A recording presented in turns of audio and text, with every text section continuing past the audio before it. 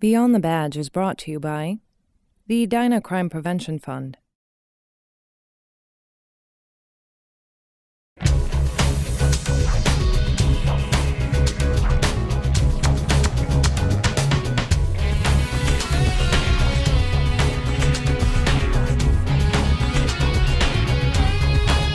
Welcome to Beyond the Badge, a program about the inner workings of the Edina Police Department.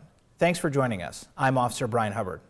Last fall, we became accustomed to a long bout of unseasonably warm weather, but the 10.5-inch snowfall on December 8th and 9th means that winter is finally upon us. The police department responded to 75 accidents throughout the city of Edina during and after the large snowfall. Although the city's snowplows respond very quickly by salting the streets and removing snow, an influx of car accidents due to poor weather conditions can divert police officers from some urgent calls. The majority of our crashes that day and on any day, are on the freeways and highways, and there are people that are just going too fast and need to stop for some reason. When you're going in a straight line and you're going too fast, you're not really going to notice that you're going too fast for the roads because you're just going on that straight line. What happens is when you have to turn or you have to brake for another car, and that's when you start losing control. By adhering to the following winter driving tips, you can help avoid an accident. Slow down. It seems self-evident, but the faster a car is traveling, the harder it is to manage if you lose control of your vehicle, and the harder it is to come to a complete stop quickly. Don't drive in a storm unless you have to. The easiest way to avoid an accident in the first place is to stay off the road. If reports are predicting severe weather, get errands and obligations out of the way beforehand. Although it is a hassle to change out your tires every spring and fall, using snow tires is an effective way to get better control over your vehicle on icy and snowy streets. And lastly, always keep extra clothes or a warm blanket in your vehicle during the winter months in the event that you do get stuck out on the road and help is a ways out. Sometimes, due to an illness or injury, a police officer is unable to perform his or her regular assignments, but is capable of performing alternate duties such as administrative work.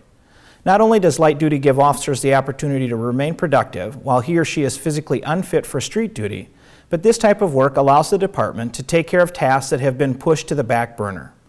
Let's go to Officer Aaron White, who is with Officer Lisa Kapala, to find out more about what light duty work entails. Thank you, Brian. I'm at the Edina Police Department today, and we get to do a couple things on the show here today. We get to introduce somebody that's never been on the show, one of our police officers, and to talk about a different concept. And let's start with you. You're Lisa Kapala, one of the police officers here at the Edina Police Department. Thank you for being on the show.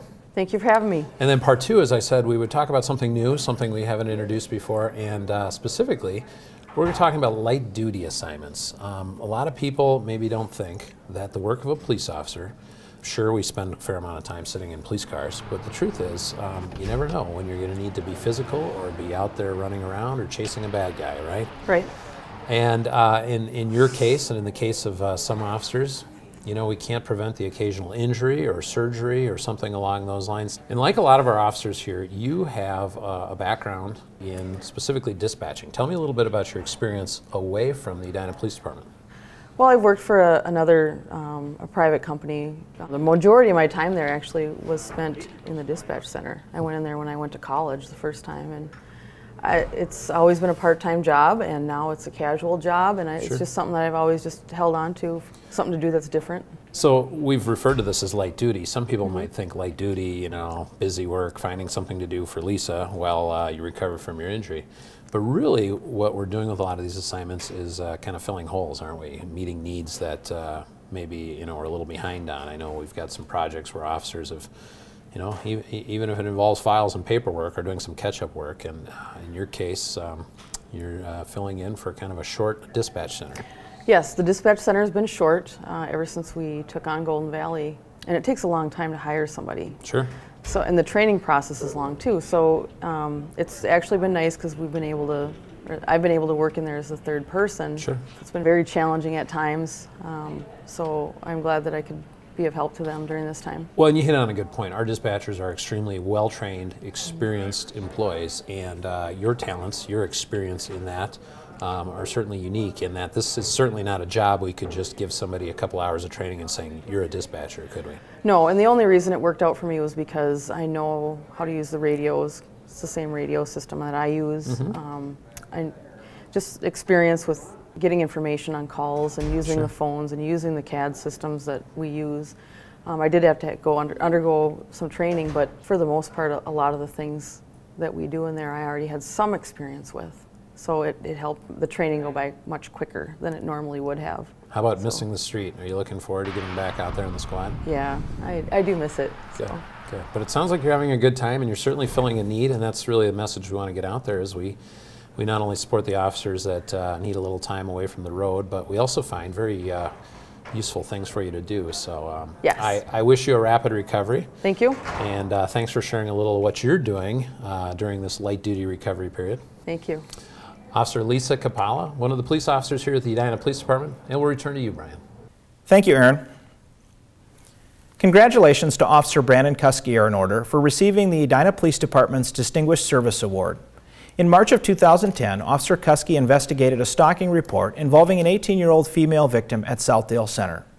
Kuske diligently pursued leads, researched options, consulted with attorneys, and pushed through roadblocks to get the suspect charged and convicted. It's very clear to us that this victim was being stalked, but trying to document that in a report is different. So his first attempt to get this charge failed, but he didn't give up from there. He went back and presented the case in person versus how we typically do it, which is just forwarding the reports. So he really went above and beyond in so many different ways. While working on the retail crime unit, Kuske discovered that the suspect had a previous stalking conviction and obtained a warrant to establish a stalking pattern. Through the use of the GPS for vehicle tracking and closed-circuit surveillance footage at Southdale, Kuske secured evidence that the suspect was stalking the victim. Those of us that choose the police profession do so to serve the community, and it's an honor to serve in Edina. Thank you very much for the recognition. In an arduous court trial, Kuske skillfully laid out his case, and consequently, the jury rendered a guilty verdict. Kuske went above and beyond to fight for the safety of a victim and thus exemplifies the high level of dedication we aspire to at the Edina Police Department. The city thanks him for his service as a result. Winter Neighborhood Night Out is an annual event for families to come out to the city's parks to enjoy some refreshments and engage in winter fun such as sledding, ice skating, and snowshoeing. The City of Edina's Parks and Recreation Department organizes the annual event, which will be spread across Pamela Park, Normandale Park, Walnut Ridge Park, and Weber Park this year. This year's event will take place from 6:30 to 8 p.m. on January 11th. Officers are expected to visit a few of the parks that evening. On behalf of my co-host, Officer Aaron White, and the rest of the officers of the Edina Police Department, thanks for tuning in to learn a little bit more of what goes on beyond the badge. Until next time, stay safe.